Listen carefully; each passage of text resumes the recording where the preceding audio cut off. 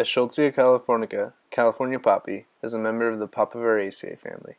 Poppies can be found not only in California, but from Washington all the way to New Mexico and into Sonora and Baja California.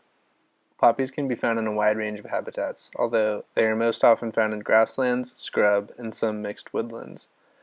Some of the most dense populations that are still intact can be found in Southern California and valley grassland habitats.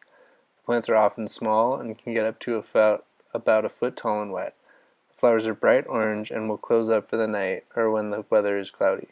Poppies are a difficult species to transplant due to their sensitive roots, but are an important forb included in our restoration sites. Orchidea californica, California Orchidea, is a species found in the Rosaceae family. This species is endemic to California and can be found in coastal scrub areas, coastal scrub prairie, and inland mountain slopes. When this plant is in bloom, you will smell it before you see it. It smells like maple syrup and celery, and it's pretty enjoyable.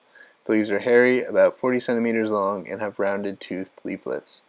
The flowers are small and white and aren't particularly noticeable, but they are a great food source for native and non-native pollinators.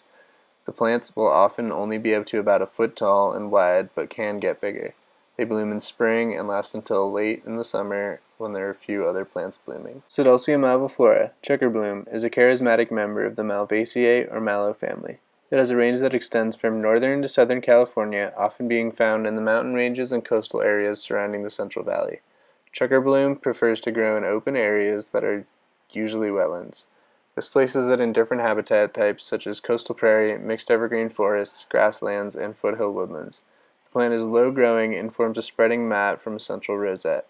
The leaves are a characteristic shallow-lobed palmate leaf that will be a good indicator of it being in the Malvaceae. Checkerbloom is probably one of the most beautiful wildflowers we incorporate into our restoration efforts and will be found blooming from spring until summer.